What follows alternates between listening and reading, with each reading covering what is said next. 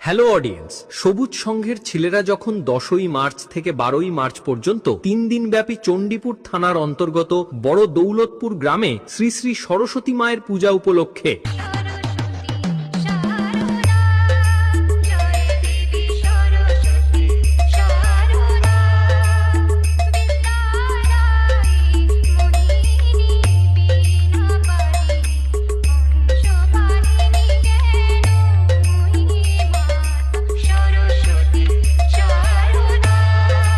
দশই মার্চ সকাল 7টায় পতাকা উত্তোলন, সকাল 8টায় হনুমানজিউর পূজার্চনা, সকাল 9টায় সরস্বতী মায়ের পূজার্চনা এবং সন্ধ্যায় আতশবাজি সহকারে সন্ধ্যা আরতি। 11ই মার্চ বিকাল 4টায় ক্রীড়া প্রতিযোগিতা, রাত্রি 9টায় ডান্স লাভার বন্ধুদের নাচাতে ও পাবলিকের মন মাতাতে আসছে একই কমিটিতে দুটো স্টেজে দুটো সাউন্ড সিস্টেম নিয়ে এক বড় মাপের ডান্সের কম্পিটিশন হতে চলেছে। কম্পিটিশনে উপস্থিত থাকছে নদিয়ার ফেমাস অরূপ ডান্স একাডেমি আর থাকছে আরবি ডান্স একাডেমি, সঙ্গে থাকছে দুটো টিমের নানান ডান্সার। তাই আর দেরি না করে সবাই দেখতে চলে আসবেন।